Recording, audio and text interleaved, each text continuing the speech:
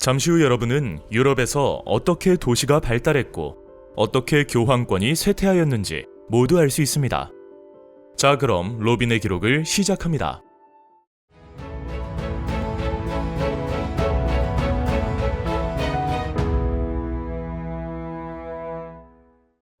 유럽에서는 11세기경부터 교통요지에 시장이 생기고 시장에 상인과 수공업자가 모여들면서 도시가 성장하기 시작하였습니다. 특히 십자군 전쟁 이후 원거리 무역이 활발해지고 거래 규모가 커지자 도시는 더욱 발전하였습니다.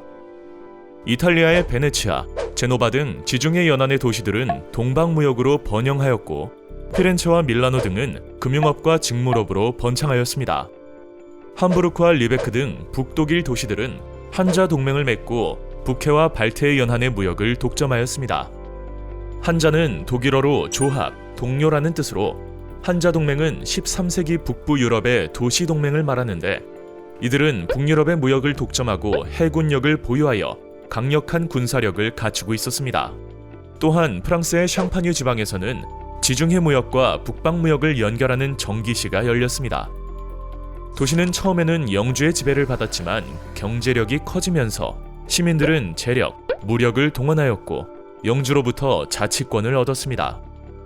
또한 시민들은 시의회를 구성하여 도시를 운영하였으며 그 비용을 부담하는 대신 신분상의 자유를 누렸습니다. 도시민은 공동의 이익과 안전을 도모하기 위해 길드를 만들어 생산과 교역을 통제하였습니다. 길드란 상인과 수공업자들이 만든 동업조합을 뜻합니다. 길드는 노동시간, 생산기술, 상품 가격 등을 정한 규정을 만들었는데 이를 어긴 회원에게는 벌금을 부과하였습니다. 길드는 처음에는 상인 중심으로 조직되었습니다. 하지만 점차 대상인이 길드 운영과 도시 행정을 독점하자 수공업자들도 길드를 만들어 대항하였습니다.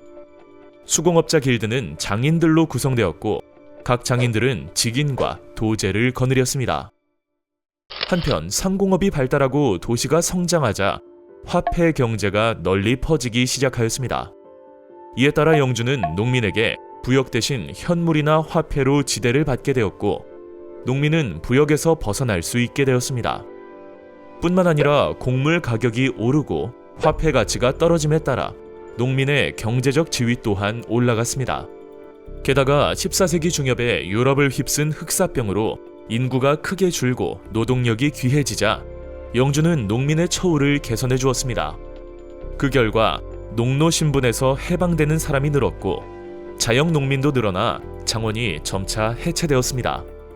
하지만 일부 지역에서는 수입이 줄어든 영주가 오히려 직영지를 확대하고 화폐지대를 부역으로 되돌리는 등 농민을 억압하였고 이에 프랑스의 자크리의 난, 영국의 와트 타일러의 난 등 농민 봉기가 일어났습니다. 한편 유럽에서는 십자군 전쟁이 실패하면서 교황의 권위가 추락하였습니다. 14세기 초 교황 보니파키우스 8세와 프랑스의 왕 필리프 4세는 교회와 성직자에 대한 과세 문제를 둘러싸고 대립하였습니다. 하지만 힘이 약해진 교황은 삼부회의 지지를 받은 필리프 4세에게 굴복하였고 이후 교황청은 아비뇽으로 옮겨져 약 70년 동안 프랑스 왕의 통제를 받았는데 이를 가리켜 아비뇽 유수라 말합니다. 그 후 교황청은 다시 로마로 되돌아갔지만 아비뇽에서도 교황이 선출되어 1378년부터 1417년까지 40년간 서로 정통성을 내세우며 대립하였는데 이를 가리켜 교회의 대분열이라 부릅니다. 교황과 교회의 위신과 권위가 추락하자 교회 개혁의 움직임이 일어났습니다. 영국의 위클리프와 보헤미아의 후스는 교회의 세속화와 성직자의 타락을 비판하며 성서에 기반을 둔 신앙을 강조하였습니다. 이에 로마 가톨릭 교회는 콘스탄츠 공예를 소집하여 위클리프를 이단으로 규정하고 후스를 화형에 처하였으며 로마 교황의 정통성을 인정하고 새로운 단일 교황을 선출함으로써 교회 대분열을 수습하였습니다. 봉건 영주의 힘이 약해지고 교황의 권위가 쇠퇴하면서 유럽 각국에서는 왕권을 강화하려는 움직임이 나타났습니다. 왕은 사법권과 과세권을 확대하고 상비군과 관료를 양성하여 중앙 집권 체제를 확립하려 하였습니다.